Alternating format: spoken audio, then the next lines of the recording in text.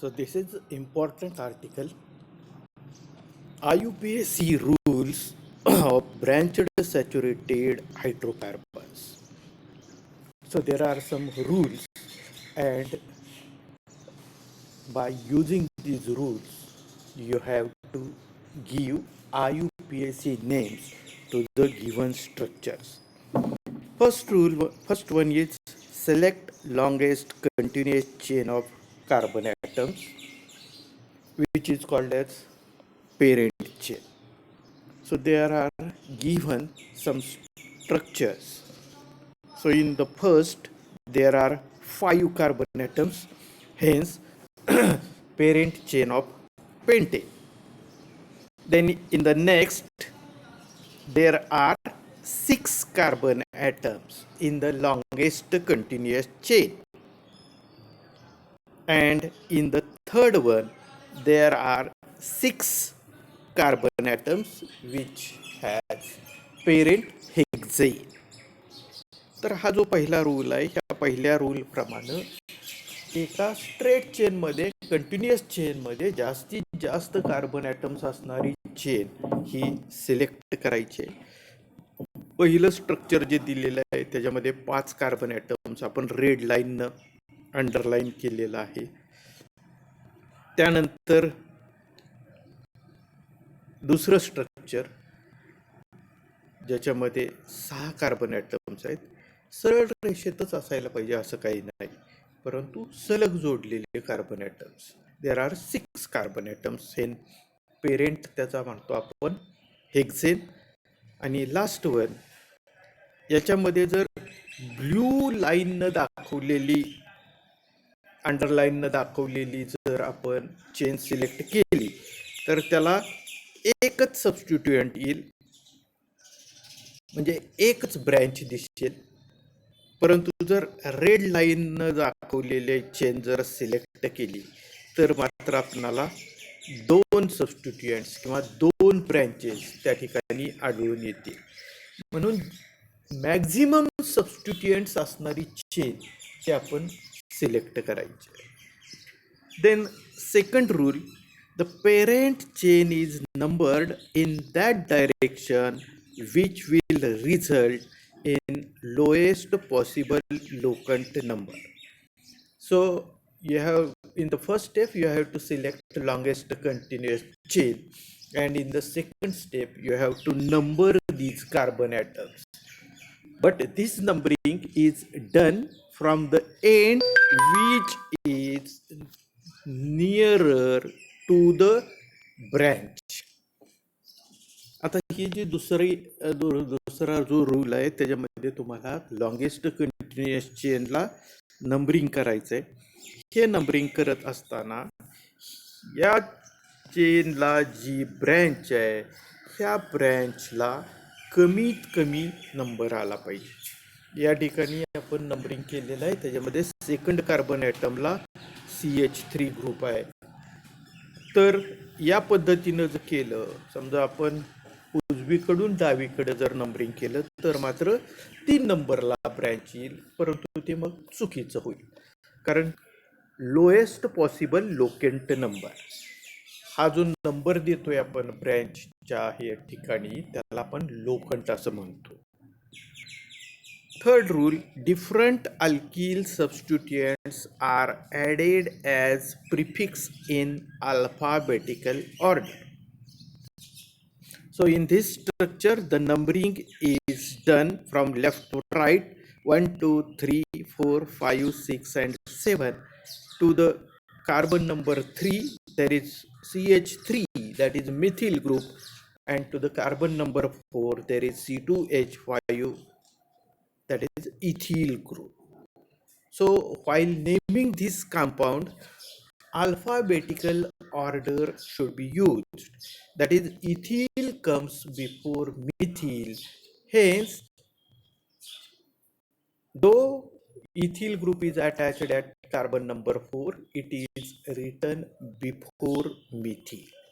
तर तिसरा जो रूल आहे, जर वेगळे वेगळे अल्किल सबस्टिट्युएंट्स जर जोडलेले असतील तर त्या ठिकाणी इथिल मिथिल ह्या ज्या ब्रँचेस आहेत ह्या ब्रँचेस आपण अल्फाबेटिकल ऑर्डरनं मांडायचे. म्हणजे जरी 3 नंबरला मिथिल ग्रुप असेल आणि 4 नंबरला इथिल ग्रुप असेल तरीही इथिल हा मिथिलच्या अगोदर आहे अल्फाबेटिकल ऑर्डर प्रमाणे. म्हणून लिहिताना 4 इथिल 3 मिथिल हेप्टेन या पद्धतीने लिहायचं आहे.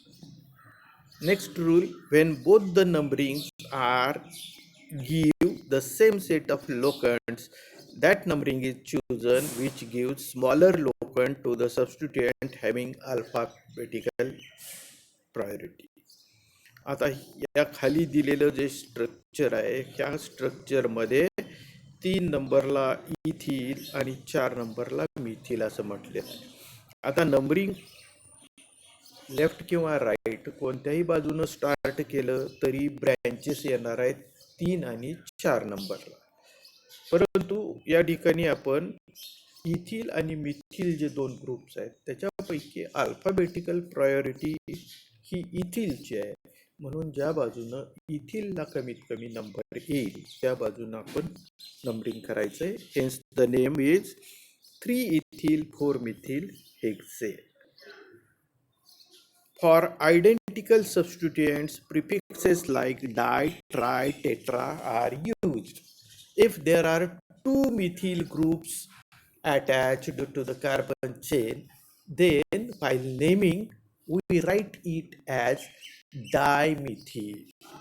If 3 methyl groups are present, then it is called as trimethyl. If 4 methyl groups are attached, then it is called as tetramethyl etcetera. तर एकाच प्रकारचे अल्किल ग्रुप्स जर 2, 3, 4 असे जर अटॅच असतील कार्बन चेनला तर आपण त्या ठिकाणी डाय, ट्राय, टेट्रा हे प्रिफिक्सेस वापरतो.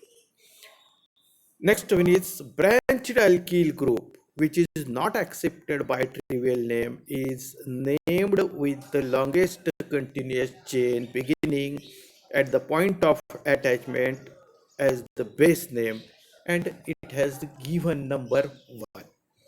जर ब्रँच अल्किल ग्रुपची जर ब्रँच असेल लॉंगेस्ट कंटिन्युअस चेनला जर याच्यापैकी जर चेन अटॅच असेल तर त्या चेनचं नाव आपण अगोदर लिहितो.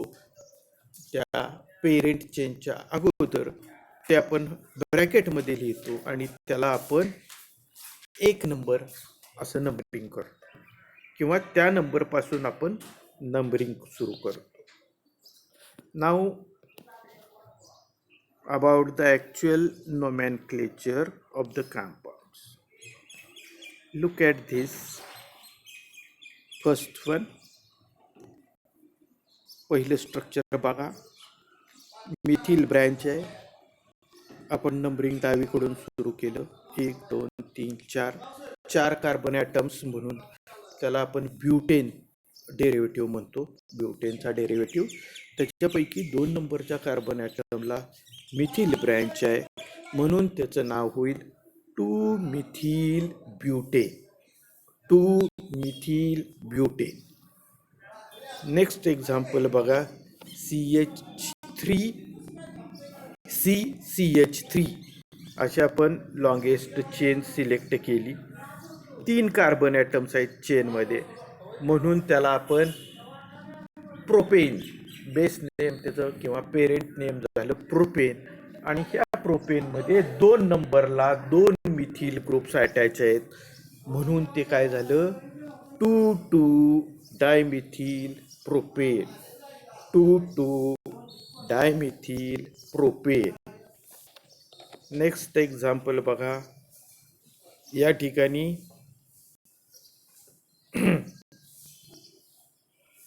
3 CH3 ग्रुप्स आपल्याला दिसत आहेत परंतु ज्यावेळेस आपण नंबरिंग करतो त्यावेळेस